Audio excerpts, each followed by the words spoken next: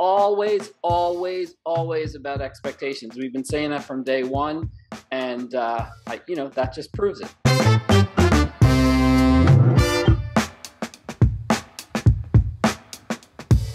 Hey there, how you doing? I'm well. How are you? Good, thank you. What's new? Oh, we haven't talked since you traveled, right? I was curious what happened. Plane travel, airplane travel for the first time. An airport and cabs, and did you take an Uber or a few? I'm sure. More than one. Yeah. So first flight in March to 19 months. Okay. And I would Was it sold out? Was it packed? I'm sorry? Was it packed? Was it sold out? Yes. So this was a round trip of both flights, no seats available, completely sold out.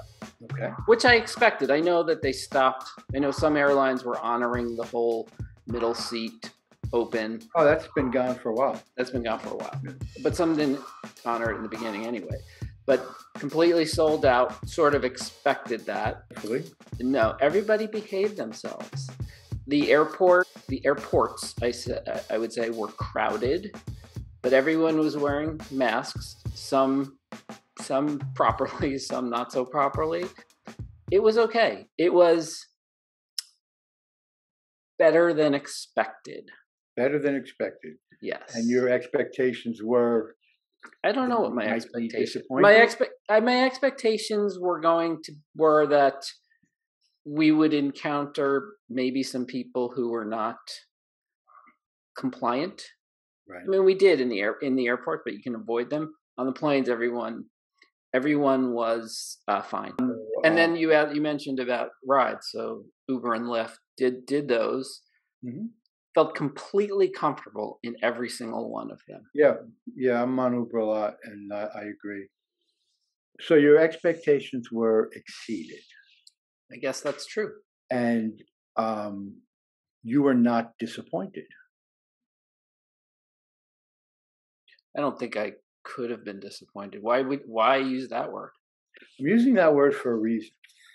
Okay, so in the course of doing some research about our series about reviews, I came across a company called Yotpo that did a study of 1.3 million reviews. And what do you think is the number one word used? You gave it away, I guess. I know I gave it away. I assume is it disappointed? It was, yeah, of course. So wait, it's the number one. So it's the number one. This study, they looked at 1.3 million reviews. Yes. And they claim that the number one word used to describe a negative experience. A negative experience. Okay. Disappointed. Wow. Disappointing. And they claim, and they did not cite what this number is, but by a wide margin. So it's about expectations. So it's all about not meeting expectations. Right. Am I surprised that that's true? Maybe a little, but no. I mean, this is what we've been saying from forever, all along. We've set up every survey we do, every guest or customer experience survey we've set up over the last 15 years, whatever that number is. It's around 15, 16, 17 years maybe.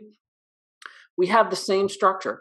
And the first question we ask every single time is whether the guest or the customer's expectations were met, exceeded, or not met. Because that's the first impression. You need to know what the first impression is. And it's borne out in what you just said, that the number one word in negative reviews is disappointed because expectations weren't met. Right. I mean, we're going to go down the rabbit hole of what that means and where those expectations come from. And we'll do that now, and we'll probably have to have this spill over into at least another episode. But this is what we've been saying all along. It's not surprising. It is surprising a little bit that that's actually the word, but it's not surprising because it's what we've been saying all along. And we've used it in other ways. It's the first impression, and from there you have to understand what went into that. You know, what were the details of the experience that led you to that first impression. Right. And at the end, I mean, this is again, this is in our fan value score, in the loyalty metric and predictor that we developed more than a decade ago. Expectations are part of that, notwithstanding what other people do, because frankly, they're wrong. This is the right way to do it. And the fact that this study shows that that's what it's all about, that the number one word in those negative reviews is disappointment and points to expectations, it's proof. I mean, it's proof. Bottom line is it's proof. It's the most important thing that you have to understand, is whether you're meeting the expectations of the people who are walking through your doors. I mean, it keeps coming up. The proof keeps coming up. This is one instance of it. It's great that it came from an outside source. It's great that they looked at 1.3 million reviews.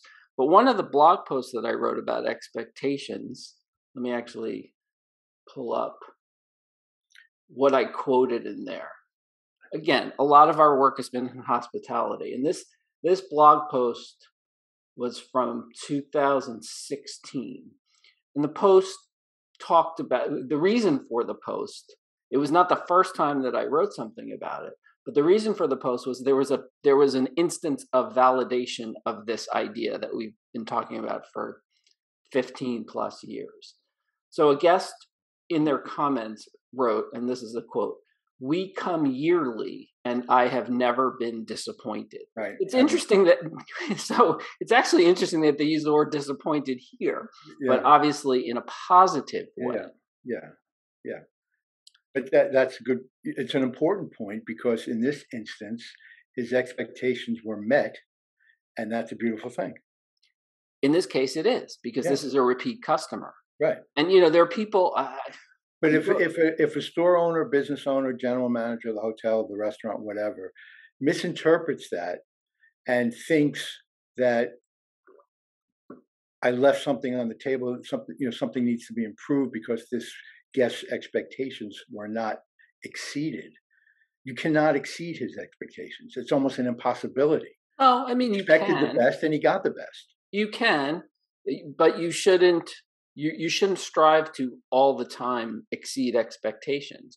First of all, it's a bar that's so high that you're probably never going to be able to exceed a repeat customer's expectations every single time. You have to always be trying to improve using information from your survey, of course, but you shouldn't be trying to focus on that one person and think that it's a negative if you didn't exceed his expectations. Correct. That's all I'm saying. Yeah, so I just pulled up one of the other things that I wrote. And I actually made the distinction between a first-time customer or first-time guest in a hotel or restaurant and somebody like the one that I just quoted, who is a repeat, who has come back over and over.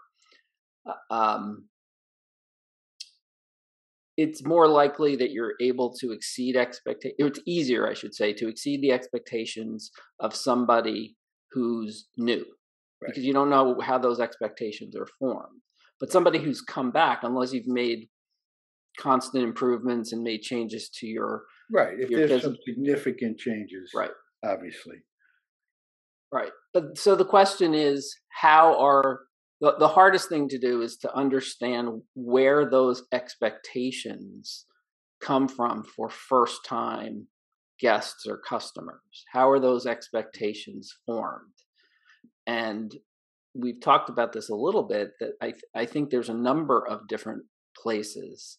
Certainly, in more recent years, there's more information for people to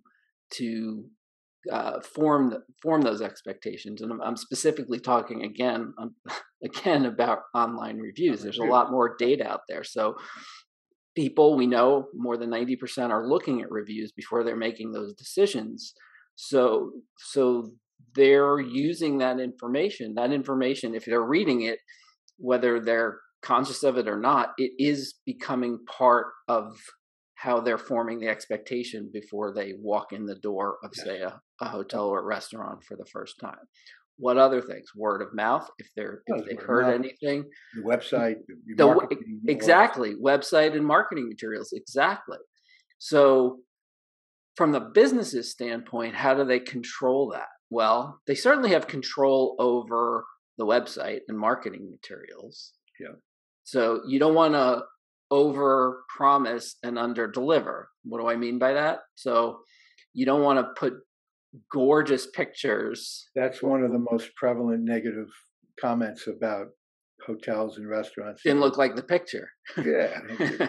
Yeah. Pictures of meals or pictures of rooms or pictures of the lobby, and it's nothing like that. Right. I've So experienced back it. in the day, that might have been an okay. I mean, it was never a good practice, but it was a practice Things that you weren't could. sophisticated enough back in the day. Well, you couldn't get. It was harder to get called out on it because there weren't online reviews. You weren't going to go see that And review that says that the room didn't look like anything like the picture. for the unscrupulous manager, the thought process is, well, I got them in the door. Right. They're here. They're not going to turn around and leave just because they didn't like the picture. It'll work. It worked okay in 1995, but it can't work in 2021. Of course not. It's a recipe for failure eventually. I mean, it may take some time, but it's going to hurt you to keep doing that. So the expectations have to be realistic, I think. There's a scenario where exceeding somebody's expectations is always great, obviously, but it may want to show you something that your marketing materials, their expectations are too low. Absolutely. I completely agree with that. At the end of the day, that is a vital question to understand because there's so much in it to unpack once you know. If you know that, and we do this for all of our clients, they know exactly what percentage of their customers or guests the expectations have been met, what percentage it's a pie chart, what percentage the expectations have been met, what percentage have been exceeded, and what percentage have been not met. Right. Vitally important. Then you dig deep into the reasons why. Theoretically, you could cull down the survey to that one question and get very valuable information from just that one question. You could. I don't put us out of business. No. I'm just saying that's why we ask it first. That's why we ask it before everything else. That's why we want their immediate reaction. We want the first impression. It's like, and we've talked about this before. When we were just talking about my travel. You said, "How was my travel?" And without thinking about it too deeply, my impression was it was okay, and that was based on my expectations. So it's like when you go to a new restaurant. If I ask you, "How was the restaurant?" your answer, you're going to give me a general good, bad, okay, and then you'll dig deeper if I probe more, or if you do it on your own. But in general, that's built. It's baked into the expectations are baked into your answer. Was okay. How was that place? Right? Yeah. Yeah. It's interesting. I'm looking right now. I pulled up for people out there watching or listening. One of the features of the services that we offer in hospitality is a comments, a testimonial feed that comes from the survey. And I'm just pulling one up from one of our clients, and it's amazing. This was from June of this year. It's a hotel, and the comment is, "Everything was as I expected, period. Not disappointed, period." So now we're seeing that word all again. And the one that I read from my blog post was 5 years ago. Yeah. It's so that's a positive response. Oh yeah. Yeah. They wanted one more chair in the guest room. All right, but you did not exceed his expectations, but yet it's a positive response. Yes. Now, I can't tell from this whether this person was a repeat, had been there before. Right. But we'll post the original blog post, or we'll put a link to the original blog post in the comments on the YouTube version of this, and in the description or show notes in the audio version. So I guess, let's leave this for now. This was super interesting. validating what we've been doing all along with regard to digging into the idea of expectations being so important for every business. I think we'll revisit it in some other way in the future in terms of other metrics or other key questions to look at for business owners and managers to have a better understanding of what's A, that's the symbol for A. I can't make an A with my finger. A, what's going on in their business, and B, how that's going to what's that? You could say 1 and 2. You could have said 1 and 2, yes, with peace. Or secondly, what's going to end up out there in social media on things that they don't have complete control over, meaning reviews. Bottom line, if you're not doing well in terms of the expectations, meeting expectations or exceeding expectations, your reviews are not going to be good. And to our point, to sum up, there's 2 parts to that. One is, how were those expectations set in the beginning? Like, why were those expectations of those guests and customers were what they were before they walked in your door? Right. And then the second part is, what did you do to either not meet them or exceed them?